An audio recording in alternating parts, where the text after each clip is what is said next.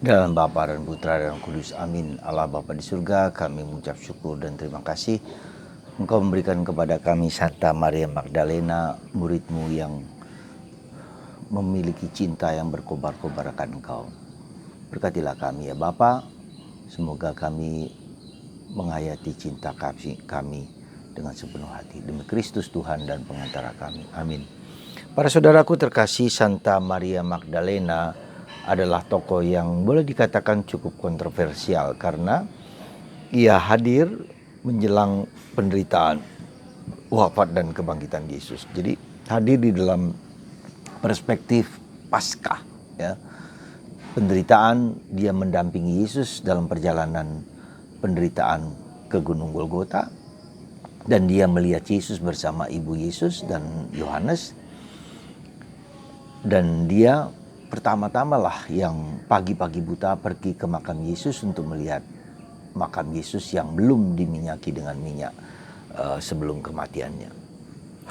Di tempat lain, Santa Maria Magdalena adalah orang yang disembuhkan dari ketujuh dosa, ya, ketujuh kuasa kegelapan. Yang angka 7 ini penting karena menunjukkan angka kesempurnaan. Jadi sungguh-sungguh Maria Magdalena adalah orang yang secara manusiawi, secara fisik dan secara psikis adalah seorang, dan bahkan secara spiritual adalah orang yang sungguh-sungguh dalam tanda petik hancur lebur. Tetapi Yesus mampu dan bisa mengembalikan, ya, memulihkan, membuat dia menjadi baru sama sekali. Maka kita ingat, meskipun dosamu merah seperti kirmisi, meskipun dosamu hitam seperti arang, kita bisa dibaharui. Hidup hancur lebur apapun bisa dibaharui oleh Yesus. Karena Yesus sang penyelamat, Yesus sang penebus, Yesus sang pembaharu hidup kita. Itulah, dan ini mendorong kita, bagi kita yang berdosa, bahkan yang merasa sangat berdosa, adalah kesempatan untuk seperti Maria Magdalena dibaharui oleh Yesus.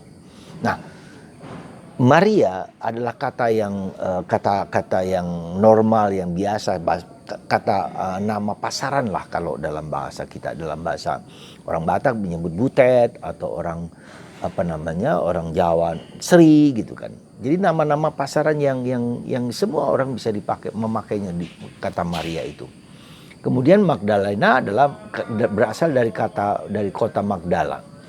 Jadi nama Maria Magdalena adalah nama yang sebetulnya bukan nama pribadi dia, tapi nama panggilan. Dan itu menjadi mungkin karena dianggap dia adalah seorang wanita nakal, orang PSK. Ya, jadi orang yang menjajakan dirinya untuk mendapatkan uang, entah karena alasan apapun.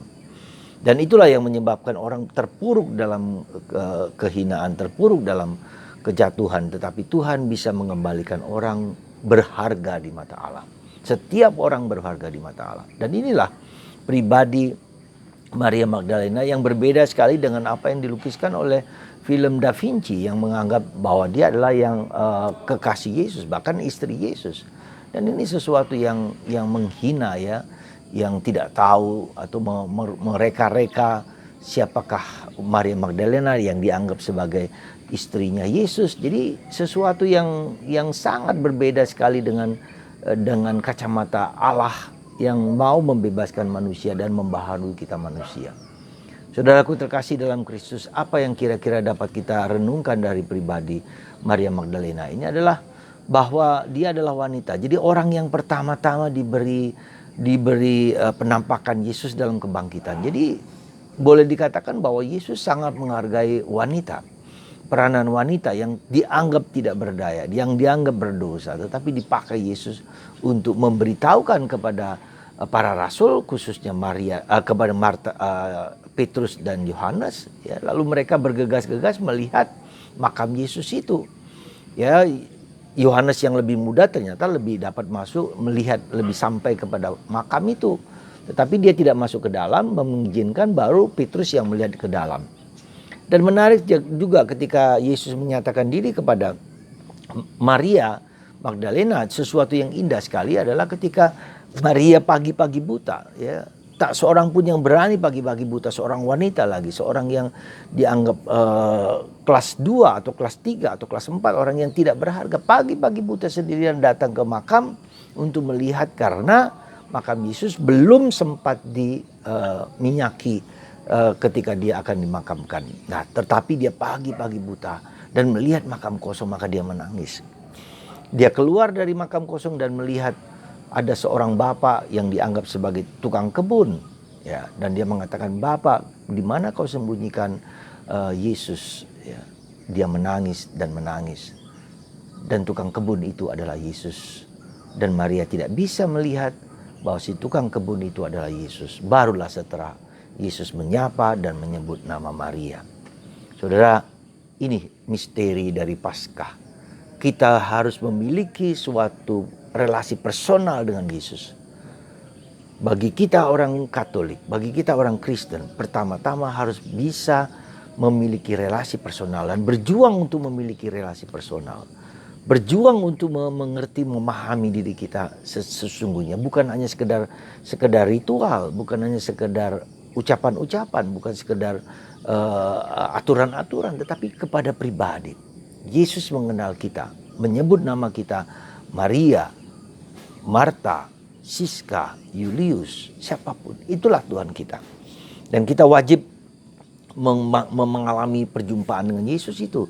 Karena itulah proses pertobatan dan proses perjumpaan dengan Tritunggal Maha Kudus, perjumpaan dengan Paskah, Yesus yang hidup, Yesus yang Allah, Yesus yang Tuhan, Yesus yang mengatasi segala sesuatu. Semoga Anda dan saya seperti Maria dan Marta mengalami perjumpaan dengan Yesus setiap hari, setiap waktu, supaya kita memiliki suatu pengalaman batin bahwa Tuhan hidup hadir dalam diriku. Hanya dengan demikianlah kita diutus untuk memberitakan warta gembira kepada orang lain. Seperti Maria Magdalena ini. Pergilah kepada saudara-saudaraku. Katakan kepada mereka bahwa aku bangkit. Jadi kita mewartakan, menceritakan kebangkitan Yesus kepada orang lain. Karena kita berjumpa sendiri dengan Yesus. Semoga Anda dan saya dan kita semua mengikuti dan mengalami perjumpaan dengan Yesus bersama Maria Magdalena, bersama ibu kita Maria dan Yosef. Semoga Anda dan saya sungguh mengalami perjumpaan itu sehingga kita dapat membagikan kepada orang lain siapakah Yesus itu. Tuhan memberkati Anda semua.